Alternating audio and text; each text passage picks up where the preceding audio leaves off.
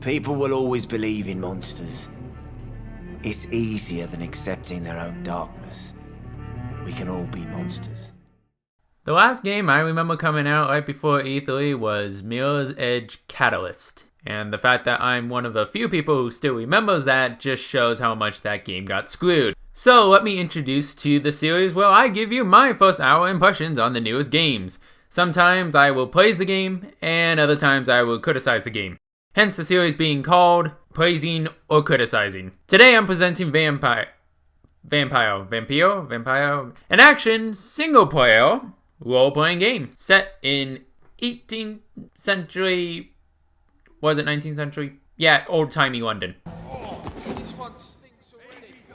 Now, when was the last time you heard a game come out without any drama? Seriously, in any entertainment for that matter. When was the last time you just saw a couple gameplay trailers and maybe a little bit of promotion and then bam, it comes out? So yes, it's just amazing that not only does this game have no drama before launch, but also no plans of DLC, season passes, loot boxes, and microtransactions. Heck, the only addition is what seems like the pre-order bonus.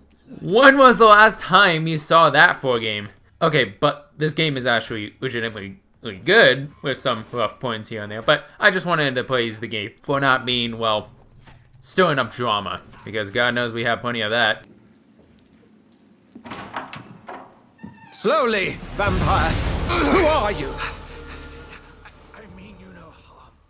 This is one of those games where you can tell from the get-go that they put some passion and time into making this game. Your first kill, after all, happens to be someone closest to you, so it really sets in the notion that your choices matter, very cleverly. However, that can be a double-edged sword, as one side could be heavily favored both morally and gameplay-wise if the setting and story isn't set up properly. Now, if a world is seemingly good, then you may be guilty for being the sole reason that this world went to shit, because you prefer using the cool abilities that end up killing people. But then a world could be set up where it's just so depressing that you just wind up accepting its fate and continue focusing on improving just yourself, not giving a damn about anybody else. But in Vampyr, you already are given a good middle point in terms of your setting not being too good or too bad. Since London is slowly dying from the effects of a plague, war, and mysterious vampires killing people at night, you then don't feel guilty for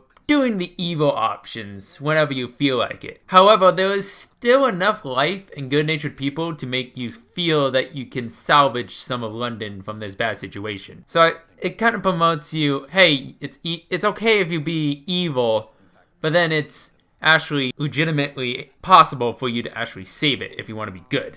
Now, here's another example. You can talk to locals and learn more about them, allowing you to get bonus options in interrogating others, as well as learning more about the world. On the flip side, you also get rewarded with how much info you learn about each local you talk with. And if you choose to then suck their blood afterward, you get bonus XP for it. So in essence, whether you're going to be on the good path or the bad path, you're promoted to learn more about the locals and these characters. Whether it's because you just have an interest in them and the story, or you just really want to get the most XP out of them when you kill them. The game does a great job in allowing a balance and showing no favoring preferences toward good or bad, which is great because it goes on the idea that you can be saving London or destroying London. And in most games, you can tell there's a heavy bias, whether it's more gameplay abilities or whether the story is just more bleaker, basically. Dr. Reed, take a moment to consider. The post would be for the night shift, providing a good explanation for your absence during daylight hours. You'll be adequately reimbursed and have a place to hide. I even had the forethought to bring some clean clothes. So, what do you say? It seems I have little choice, but yours is a generous offer, so I thank you. Brilliant! Oh, Jonathan, this is one for the book, and the beginning of a beautiful friendship.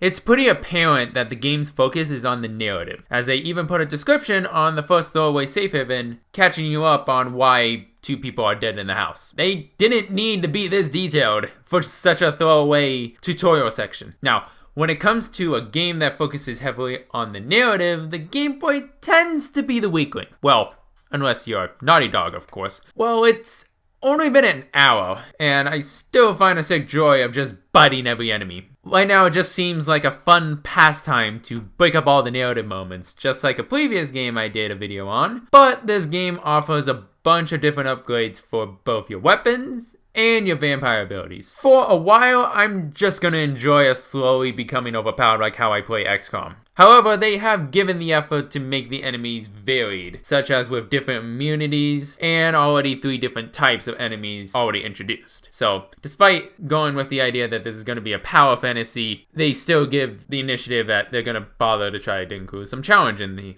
and some care in the enemy variety. So, that's good.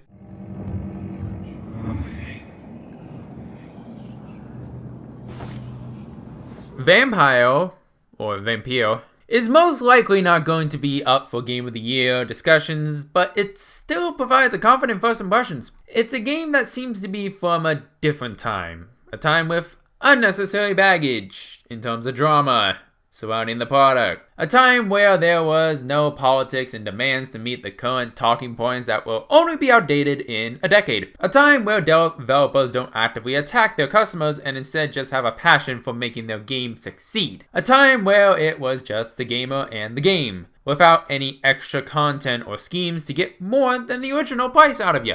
A time when gaming was about gaming. And sorry if I'm seemingly too stuck in the past. The last time I checked, nobody is too in love with how things are either. So maybe I guess we all get a little too excited for a game and make a first impressions video that reminds you why you dedicated a large part of your life to gaming in the first place.